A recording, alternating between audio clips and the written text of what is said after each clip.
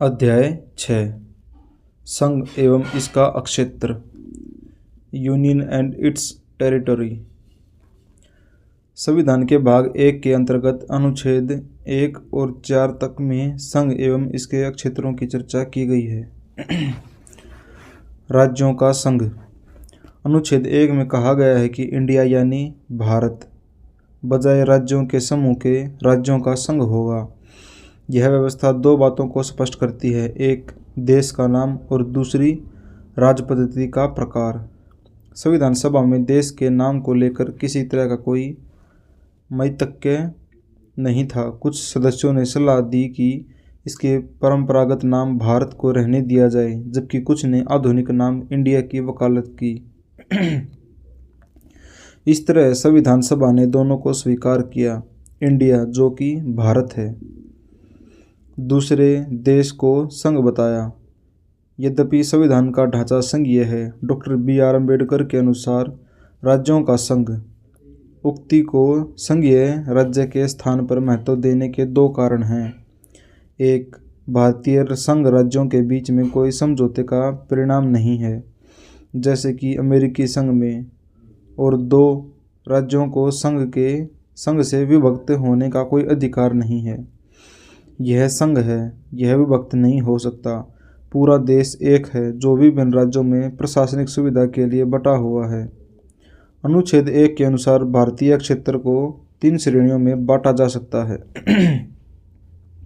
राज्यों के अक्षेत्र, दूसरा संघ अक्षेत्र, तीसरा ऐसे अक्षेत्र जिन्हें किसी भी समय भारत सरकार द्वारा अधिकृत किया जा सकता है। राज्यों एवं संघ शासित राज्यों के नाम, उनके अक्षेत्र विस्तार को संविधान की पहली अनुसूची में दर्शाया गया है। इस वक्त 28 राज्य एवं 8 केंद्र शासित केंद्र अक्षेत्र हैं। राज्यों के संदर्भ में संविधान के उपबंध की व्यवस्था सभी राज्यों पर समान रूप से लागू है। यद्यपि भाग 21 के अंतर्गत कुछ राज्यों के लिए विशेष उपबंध हैं। इनमें शामिल है महाराष्ट्र, गुजरात, नागालैंड, असम, मणिपुर, आंध्र प्रदेश, तेलंगाना, सिक्किम, मिजोरम, अरुणाचल प्रदेश, गोवा एवं कर्नाटक। इसके अतिरिक्त 5वीं एवं 6ठी अनुसूचियों में राज्य के भीतर अनुसूचित एवं जनजातीय क्षेत्रों के प्रशासन के लिए विशेष उपबंध हैं। उल्लेखनीय है कि भारत के क्षेत्र भारत का संघ से ज़्यादा व्यापक अर्थ समेटे है, क्योंकि बाद वाले में सिर्फ राज्य शामिल हैं, जबकि पहले में न केवल राज्य वर्ण बल्कि संघ शासित अक्षेत्र एवं वे अक्षेत्र जिन्हें केंद्र सरकार द्वारा भविष्य में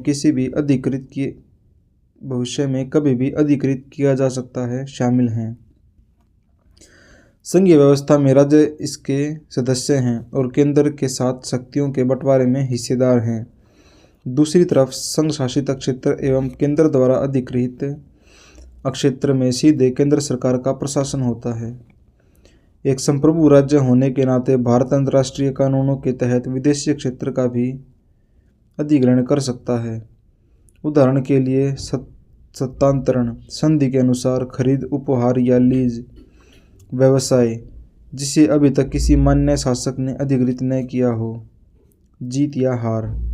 उदाहरण के लिए भारत ने संविधान लागू होने के बाद कुछ विदेशी क्षेत्रों का अधिग्रहण किया, जैसे दादर और नगर हवेली, गोवा, दमन एवं दीव, पुडुचेरी एवं सिक्किम। इन क्षेत्रों के अधिग्रहण की बाद में आगे चर्चा की जाएगी। अनुच्छेद 2 में संसद को यह शक्ति दी गई है कि संसद विधि द्वारा ऐसे निबंधनों और शर्तों पर जो वह ठीक समझे संघ में नए राज्यों का प्रवेश या उनकी स्थापना कर सकेगी। इस तरह अनुच्छेद 2 संसद को 2 शक्तियां प्रदान करता है, एक, नए राज्य को भारत के संघ में शामिल करे, और 2, नए राज्यों को गठन करने की शक्ति। पहली शक्ति उन राज्यों के प्रवेश को लेकर है जो पहले से अस्तित्व में हैं, जबकि दूसरी शक्ति नए राज्यों जो अस्तित्व में हैं के गठन को लेकर, अर्थात अनुच्छेद 2 उन राज्यों जो भारतीय संघ के हिस्से नहीं हैं के प्रवेश एवं गठन से संबंधित हैं। दूसरी ओर अनुच्छेद 3 भारतीय संघ के नए राज्यों के निर्माण या वर्तमान राज्यों में परिवर्तन से संबंधित हैं। दूसरे शब्दों में अनुच्छेद 3 में भारतीय संघ के राज्यों के पुनर्सीमन की व्यवस्था करता है। राज्यों के पुनर्गठन संबंधी संसद की शक्ति। अनुच्छेद 3 संसद को अधिकृत करता है। किसी राज्य में उसका राज्य क्षेत्र अलग करके अथवा दो या अधिक राज्यों को या राज्यों के भागों को मिलाकर अथवा किसी राज्य क्षेत्र को किसी राज्य के भाग के साथ मिलाकर नए राज्य का निर्माण कर सकेगी। किसी राज्य के क्षेत्र को बढ़ा सकेगी। किसी राज्य का क्षेत्र घटा सकेगी। किसी राज्य की सीमाओं में परिवर्तन कर सकेगी। किसी राज्य के नाम में परिवर्तन कर सकेगी।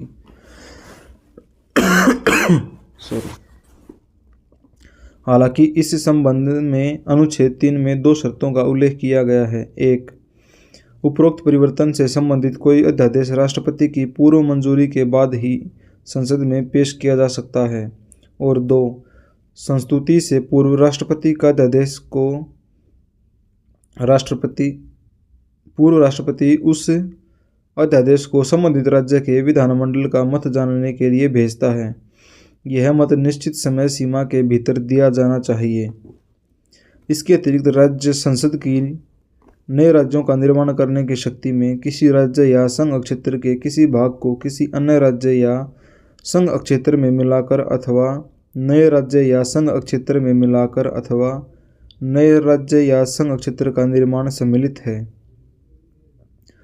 राष्ट्रपति या संसद राज्य विधानमंडल के मत को मानने के लिए बाध्य नहीं है और इसे स्वीकार या अस्वीकार कर सकता है, भले ही उसका मत समय पर आ गया हो। संशोधन संबंधी अध्यादेश के संसद में आने पर हर बार राज्य के विधानमंडल के लिए नया संदर्भ बनाना जरूरी नहीं। संघ क्षेत्र के मामले में संबंधित विधानमंडल के संदर्भ की कोई आवश्यकता नहीं। संसद जब उचित समझे स्वयं कदम उठा सकती है। इस तरह यह स्पष्ट है कि संविधान संसद को यह अधिकार देता है कि वह नए राज्य बनाने, उसमें परिवर्तन करने, नाम बदलने या सीमा में परिवर्तन के संबंध में बिना राज्यों की अनुमति के कदम उठा सकती है। दूसरे शब्दों में, संसद अपने अनुसार भारत के राजनीतिक मानचित्र का पुनर्निर्धारण कर सकती है। इस तरह संविधान द्वारा क्षेत्रीय एकता या राज्य के अस्तित्व को गारंटी नहीं दी गई है। इस तरह भारत को सही कहा गया है। विभक्त राज्यों का अविभाज्य संघ सरकार राज्य को समाप्त कर सकती है, जबकि राज्य सरकार संघ को समाप्त नहीं कर सकती। दूसरी तरफ अमेरिका में क्षेत्रीय एकता या राज्यों के अस्तित्व को संविधान द्वारा गारंटी दी गई है। अमेरिकी संघीय सरकार नए राज्यों का निर्माण या उनकी सीमाओं में परिवर्तन बिना संबंधित राज्य की अनुमति के नहीं कर सकती। इसलिए अमेरिका को अविभाज्य राज्यों का अविभाज्य संघ कहा गया है।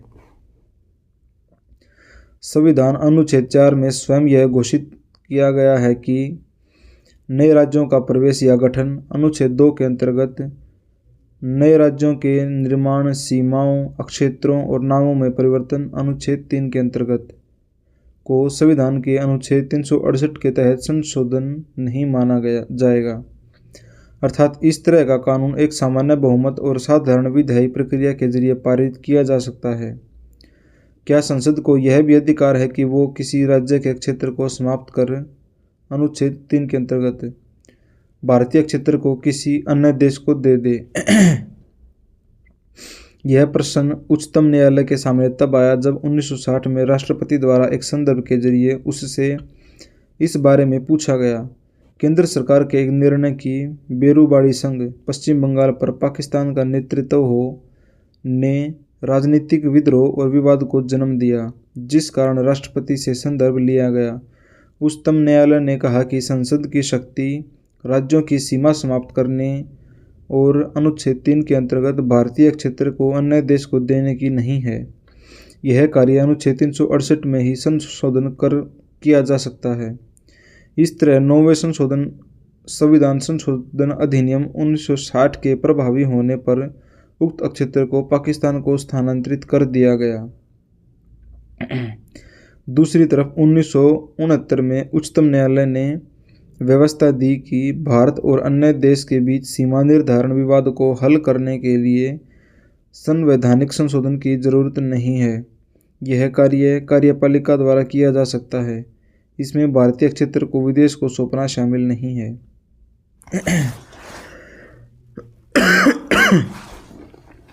बांग्लादेश के साथ क्षेत्रों का आदान प्रदान।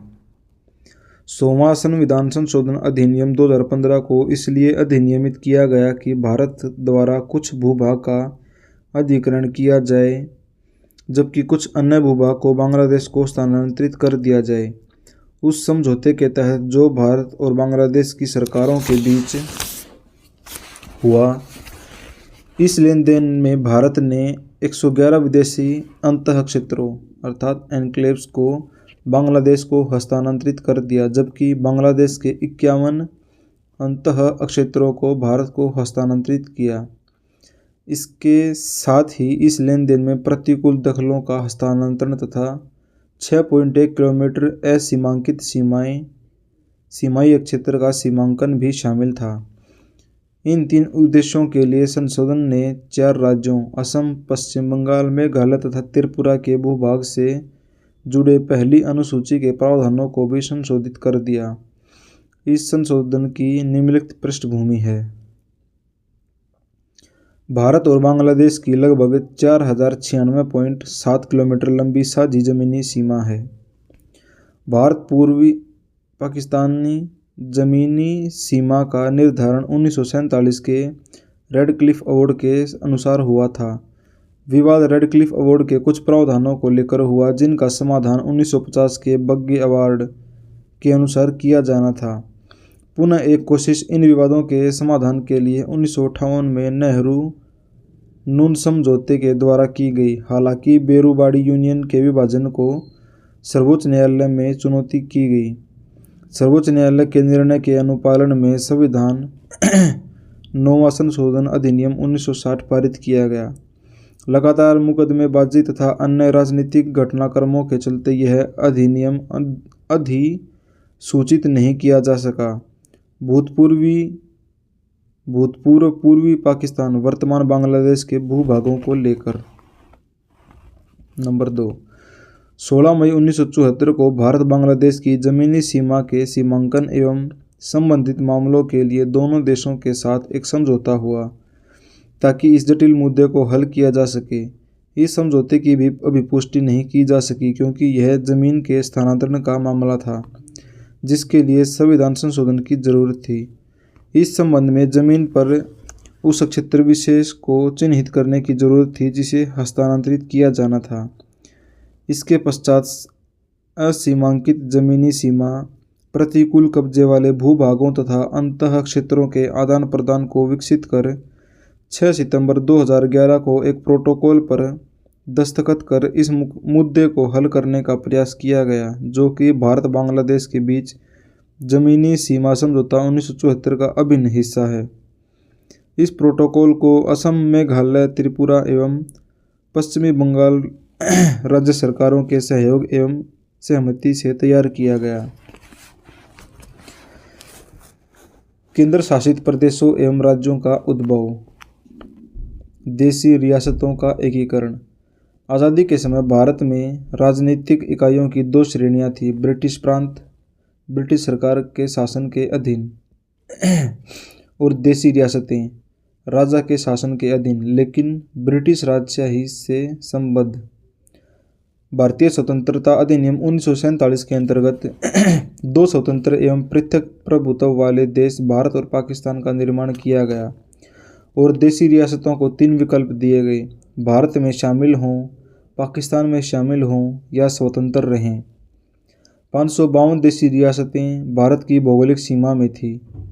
549 भारत में शामिल हो गई और बची हुई 3 रियासतों हैदराबाद, जूनागढ़ और कश्मीर ने भारत में शामिल होने से इनकार कर दिया।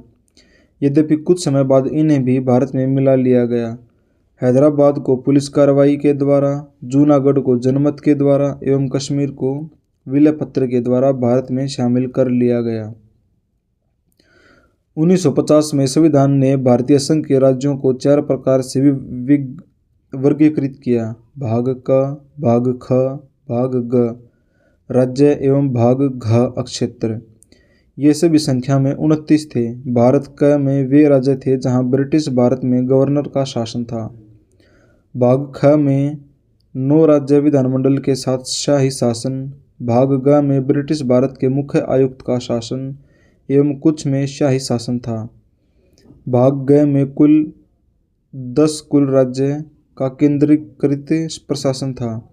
अंडमान एवं निकोबार द्वीप को अकेले भाग घ क्षेत्र में रखा गया था। राज्यों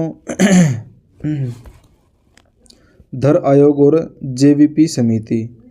देशी रियासतों का विशेष भारत में एकीकरण विशुद्ध रूप में से अस्थायी व्यवस्था थी। इस देश के विभिन्न भागों, विशेष रूप से दक्षिण से मांग उठने लगी कि राज्यों का भाषा के आधार पर पुनर्गठन हो। जून 1948 में भारत सरकार ने एस.के. धर की अध्यक्षता में भाषाई प्रांत आयोग की नियुक्ति की। आयोग ने अपनी रिपोर्ट दिसंबर 1948 में पेश की। आयोग ने सिफारिश की कि राज्यों का पुनर्गठन भाषाई कारक की बजाय प्रशासनिक सुविधा के अनुसार होना चाहिए। इससे अत्यधिक असंतोष फैल गया। परिणाम स्वरूप कांग्रेस द्वारा दिसंबर 1948 में एक अन्य भाषाई प्रांत समिति का गठन किया गया। इसमें जवाहरलाल नेहरू, वल्लभ भाई पटेल और पट्टाभी-सीतारमैया शामिल थे, जिसे जेवीपी समिति के रूप में जाना गया। इसका कोई अध्यक्ष या संयोजक नहीं था। इसने अपनी रिपोर्ट अप्रैल 1949 में पेश की और इस बात को औपचारिक रूप से अस्वीकार किया गया कि राज्यों के पुनर्गठन का आधार भाषा होनी चाहिए। हालांकि अक्टूबर 1953 में भारत सरकार को भाषा के आधार पर पहले राज्य के गठन के लिए मजबूर होना पड़ा, जब मद्रास से तेलुगु भाषी क्षेत्र को पृथक कर आंध्र प्रदेश का गठन किया गया।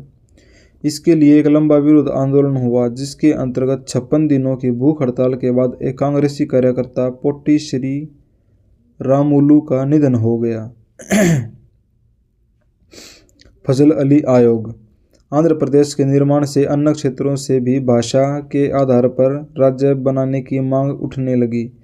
इसके कारण भारत सरकार को दिसंबर 1953 में एक 3 सदस्यीय राज्य पुनर्गठन आयोग फजल अली की अध्यक्षता में गठित करने के लिए विवश होना पड़ा। इसके अन्य 2 सदस्य थे के.एम. पणिक्कर और के.एन. कुंजरू।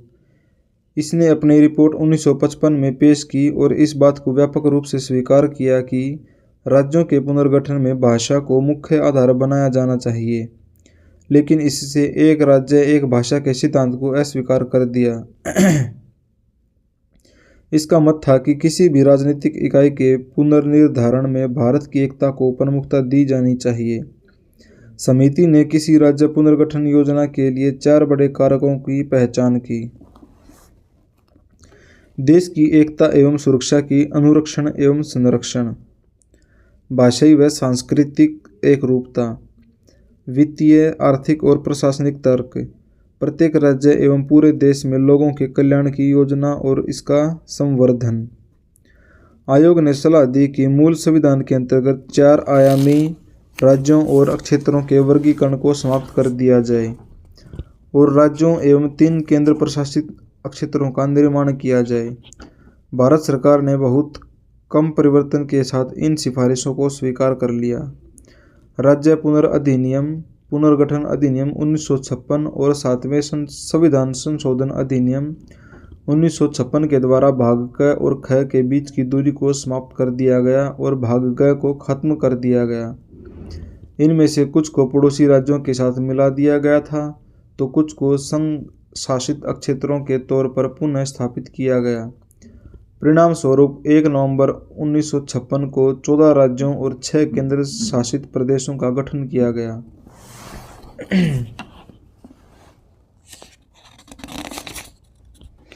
14 राज्य और 6 केंद्र शासित प्रदेशों का गठन किया गया। इनका उल्लेख तालिका 6.2 में किया गया है।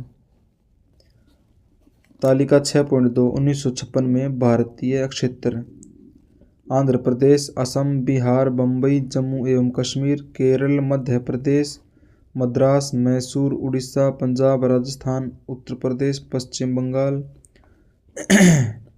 संघ शासित क्षेत्र अंडमान एवं निकोबार द्वीप समूह, दिल्ली, हिमाचल प्रदेश, लक्षद्वीप, मिनिकॉय और अमिनदीवी द्वीप समूह, मणिपुर, त्रिपुरा।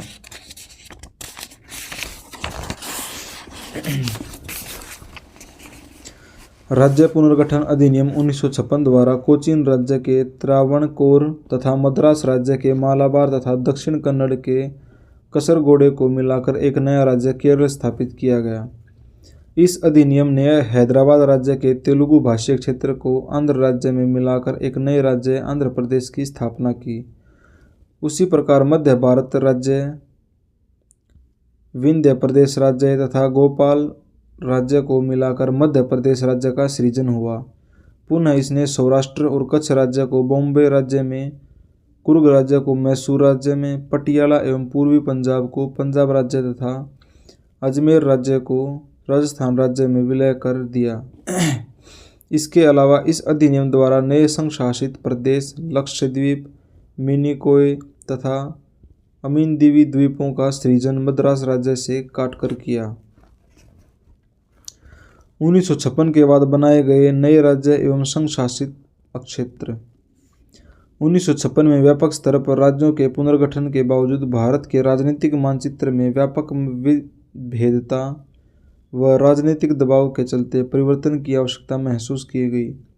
भाषा या सांस्कृतिक एकरूपता एवं अन्य कारणों के चलते दूसरे राज्यों से अन्य राज्यों के निर्माण की मांग उठी। हरियाणा, महाराष्ट्र और गुजरात। 1960 में द्विभाषी राज्य बम्बई को दो पृथक राज्यों में विभक्त किया गया। महाराष्ट्र मराठी भाषी लोगों के लिए एवं गुजरात गुजराती भाषी लोगों के लिए।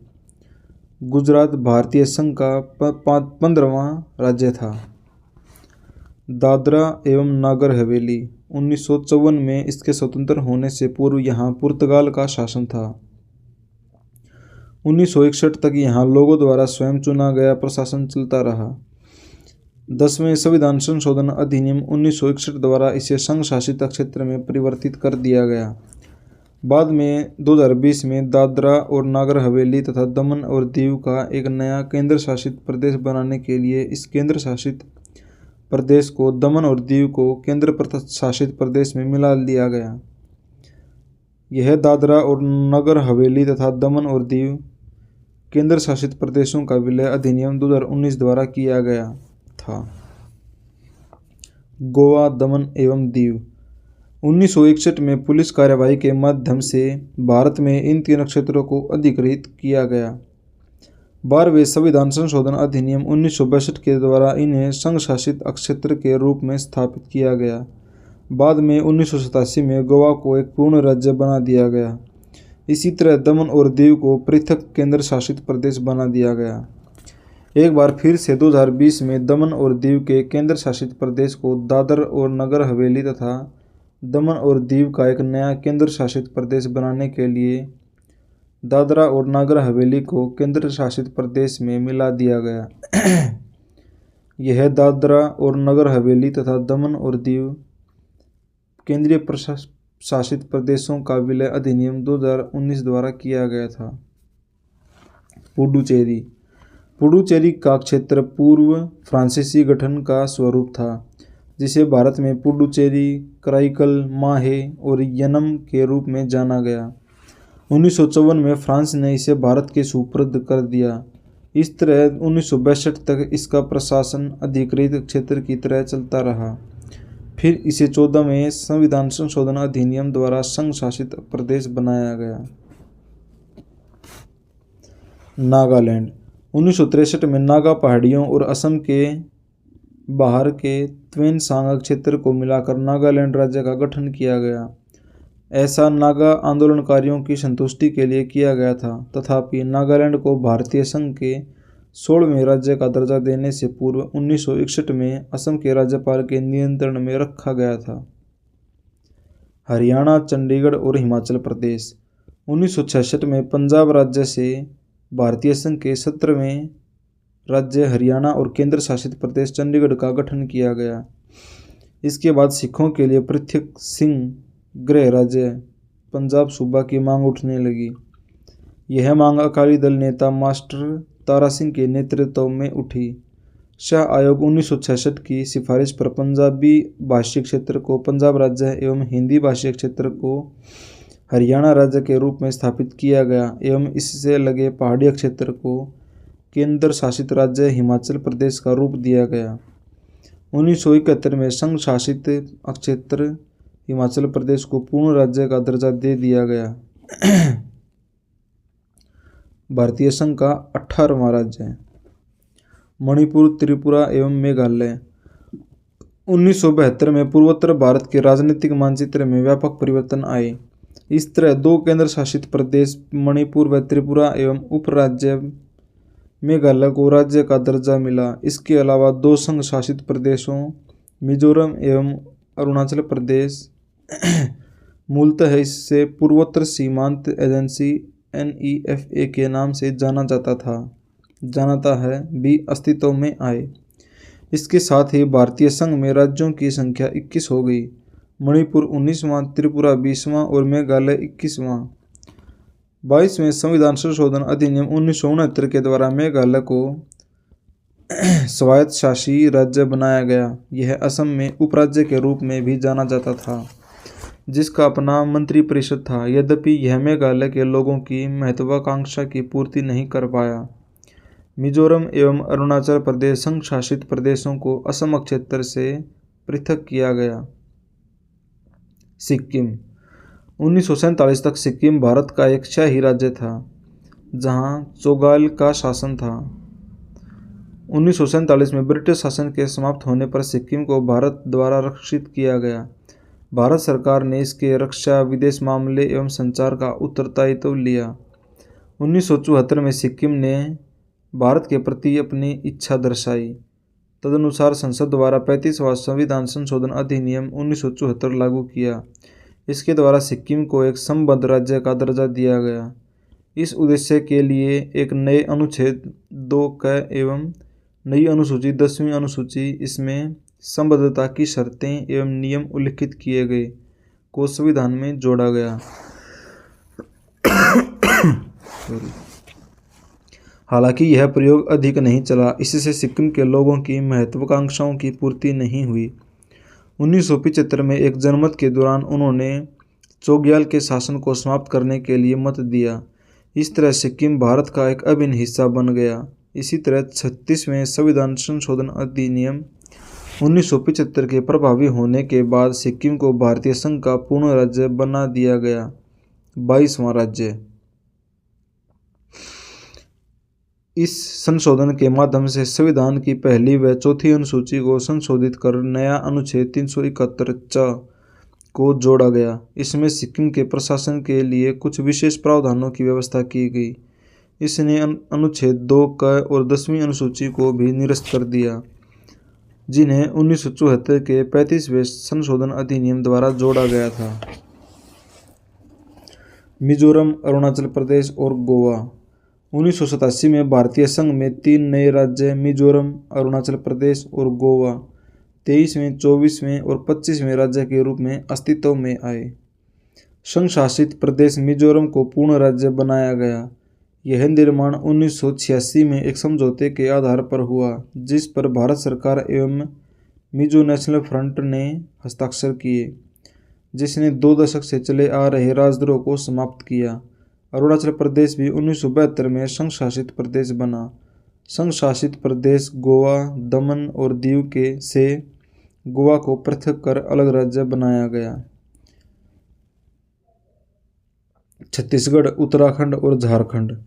सन 2000 में छत्तीसगढ़, उत्तराखंड और झारखंड को क्रमशः मध्य प्रदेश, उत्तर प्रदेश और बिहार से पृथक कर नए राज्यों के रूप में मान्यता दी गई। ये तीनों राज्य भारतीय संघ के 26वें, 27वें व 28वें राज्य बने। तेलंगाना। वर्ष 2014 में तेलंगाना राज्य आंध्र प्रदेश राज्य के भूभाग को काटकर भारत के 29वें राज्य के रूप में अस्तित्व में आया। आंध्र प्रदेश राज्य अधिनियम 1953 ने भारत में भाषा के आधार पर पहले राज्य का निर्माण किया। आंध्र प्रदेश, जिसमें मद्रास राज्य, तमिलनाडु के तेलुगु भाषीय क्षेत्र शामिल किए गए। कुर्नूल आंध्र प्रदेश राज्य की राजधानी थी, जबकि गुंटूर में राज्य का उच्च न्यायालय स्थापित था। राज्य पुनर्गठन अधिनियम 1956 द्वारा हैदराबाद राज्य के तेलुगु भाषी क्षेत्रों को आंध्र राज्य में मिलाकर वह बृहद आंध्र प्रदेश राज्य की स्थापना की गई। राज्य की राजधानी हैदराबाद स्थानांतरित की गई। पुनः आंध्र प्रदेश पुनर्गठन अधिनियम 2014 ने आंध्र प्रदेश को अलग राज्यों में बांट दिया, आंध्र प्रदेश शेष तथा तेलंगाना। जम्मू एवं कश्मीर और लद्दाख। 2019 तक जम्मू और कश्मीर के तत्कालीन राज्य का अपना संविधान था और इस प्रकार भारत के संविधान के अनुच्छेद 370 के आधार पर एक विशेष दर्जा प्राप्त था। 2019 में इस विशेष दर्जे को संविधान जम्मू और कश्मीर के लिए आवेदन आदेश 2019 के रूप में जारी एक राष्ट्रपति के आदेश द्वारा समाप्त कर दिया गया था। इस आदेश ने पहले के आदेश का स्थान ले लिया, जिसे संविधान आदेश 1954 जम्मू और कश्मीर पर लागू के नाम से जाना जाता था। 2019 के आदेश ने भारत के संविधान के सभी प्रावधानों को जम्मू और कश्मीर पर भी लागू कर दिया। इसके अलावा जम्मू और कश्मीर पुनर्गठन अधिनियम 2019 पूर्ववर्ती राज्य जम्मू और कश्मीर को दो अलग अलग केंद्र शासित प्रदेशों में विभाजित करता है, अर्थात जम्मू और कश्मीर केंद्र शासित प्रदेश और लद्दाख केंद्र शासित प्रदेश। जम्मू एवं कश्मीर संघीय क्षेत्र में पूर्व के जम्मू और कश्मीर राज्य के सभी जिले शामिल हैं। कारगिल और लेह जिलों को छोड़कर जो लद्दाख संघीय क्षेत्र में शामिल कर लिए गए हैं। इस प्रकार राज्यों की और संघीय क्षेत्रों की संख्या जो 1956 में क्रमशः 14 और 6 थी, अब बढ़कर 25 और 8 अब तक हो गई है। यह नामों में परिवर्तन।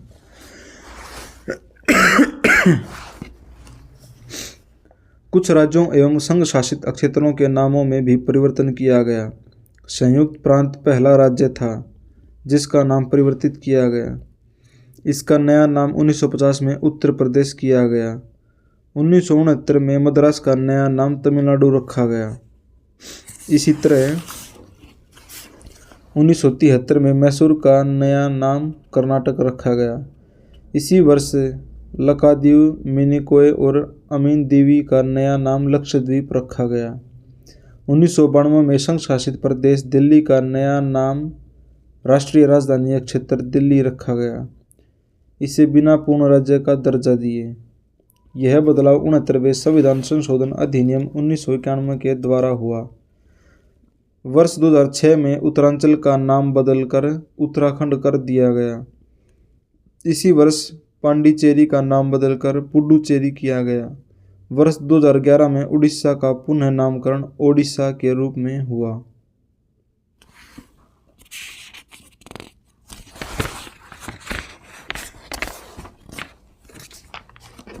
छठा अध्याय यहाँ समाप्त होता है।